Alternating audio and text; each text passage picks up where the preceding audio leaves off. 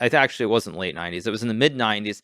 There was a period of time when Intel and IBM and all these tech companies were very big on chess. There was this PCA Grand Prix World Championship held in New York. There also were, I think there was like the Deep Blue stuff later on in the late 90s with Gary Kasparov. And you had a lot of interest at the time. And then it sort of went up in flames for a couple different reasons. Also in the late 2000s or maybe mid 2000s, there was a group in Seattle that was very big on chess. They hosted the US Championship, all these different things. There have been a lot of booms and busts. Of course, if you go way back, there was the Fischer boom as well.